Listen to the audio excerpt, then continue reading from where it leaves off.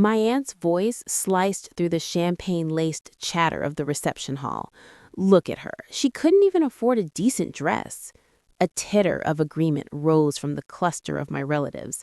My cousin, her mouth a cruel slash of plum lipstick, leaned in. Probably why she's still single. No one wants a project.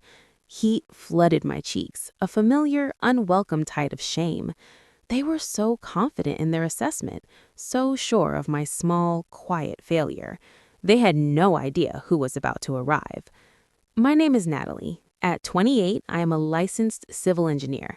I design bridges that withstand earthquakes and coordinate infrastructure projects that serve thousands. I own my condo. I have a robust investment portfolio. I am, by every metric I value, successful.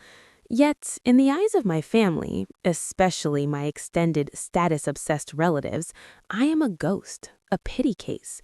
My crime is silence. I don't perform success. I don't flaunt my salary, my title, or my possessions. In our family, where worth is loudly announced through luxury labels and spousal credentials, my quiet autonomy is mistaken for emptiness. The wedding was my cousin Chloe's, a lavish spectacle at a historic estate, funded by her hedge fund manager fiancé. It was a stage for my family's favorite sport, comparative assessment. Before the ceremony even began, my aunt had cornered me. Still flying solo, Natalie? Don't worry, dear. I hear there are apps for niche interests now. I offered a thin smile, the same one I'd perfected over years. My mother, ever the gentle pacifier, patted my arm later. Don't let them bother you. Your time will come. Her words, meant to soothe, only confirmed the paradigm. I was waiting for a man to commence my life. At dinner, seated at the singles and stragglers table, the interrogation continued. My modest, elegant navy dress was deemed clearance rack. My career was so practical. My life was quiet. A younger cousin, dripping in borrowed diamonds, sighed dramatically. Natalie, you're not saying much. Still waiting for your fairy tale ending? The table erupted in condescending laughter. I was the punchline, a reliable, comfortable joke. That's when the server approached, bending low. Excuse me, Miss Natalie, your +1 has arrived. Shall I escort him to your table? My heart stuttered. I'm sorry, there must be a mistake. I came alone. He's quite insistent, miss. He's waiting in the grand foyer. Confused, I excused myself under the watchful, curious eyes of my table. A +1? I had kept my relationship a secret for 8 months, a precious, private thing I guarded fiercely from my family's corrosive scrutiny. His name was Elias. We'd met not at a gala or through some elite network, but over blueprints in a conference room, a consulting architect on one of my projects.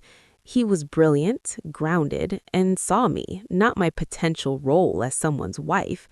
Telling my family about him felt like throwing a perfect, fragile gem into a rock tumbler.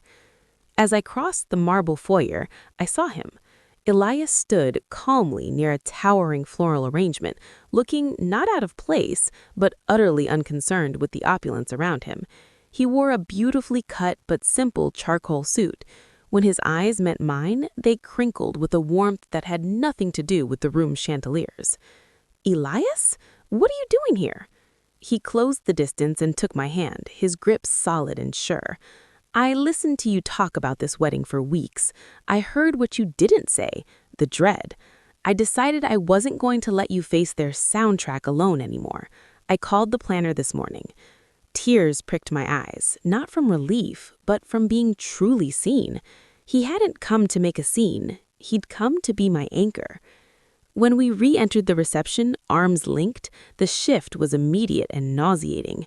Whispers rippled. My aunt's head swiveled so fast I feared for her neck. The pity in their eyes was replaced by sharp, appraising curiosity. Who was that? My mother practically materialized beside us. Natalie, you didn't tell us you were seeing someone.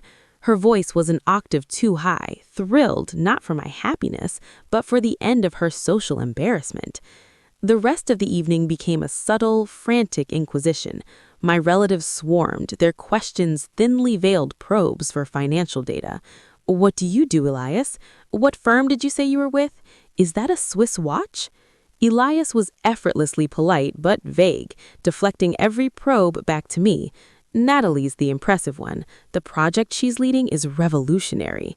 His refusal to play their game only heightened their fascination. I was no longer Natalie the failure. I was Natalie with a mysterious man, a slightly more interesting puzzle. The climax came during the speeches. Fueled by Pinot Grigio and a perceived victory, my aunt commandeered the microphone for an impromptu toast. Her gaze landed on me, a spotlight of malice. "And look at our Natalie. We were all beginning to wonder, but she finally found a man brave enough to take her on." The room erupted with obliging laughter. "Really, we're so glad someone wants you. It's about time." The laughter died abruptly as Elias stood. He didn't stomp or shout. He simply rose, and the room's attention snapped to him, magnetized by his sudden, quiet authority. He took the microphone from my stunned aunt. "I'd like to say a few words," he began, his voice calm and clear, carrying to the back of the tent. "Not about love or marriage, but about respect." He looked directly at my aunt. "What you just said wasn't a joke. It was cruelty. You've spent years treating Natalie's dignity as optional." He turned, his gaze sweeping the room. "You see silence and assume emptiness. You see a woman who doesn't need your validation and mistake it for a woman who has nothing to offer." He reached for my hand, pulling me gently to stand beside him. My legs trembled. "This woman," he said, his voice softening just for me, "is a civil engineer who ensures your water is clean and your bridges are safe. She bought her first home at 26. She is intellectually fierce, deeply kind, and possesses a quiet integrity I've never seen matched." He looked back at the crowd, his expression hardening. "She didn't need me to become valuable. Her value was inherent, and you were all too busy listening to your own gossip to hear it. And for the record," he added, a hint of steel entering his tone, "the simple dress you mocked is from a boutique whose founder is a personal friend, and the company I own has a valuation that likely exceeds the net worth of anyone in this tent combined. But that is the least interesting thing about either of us." He set the microphone down.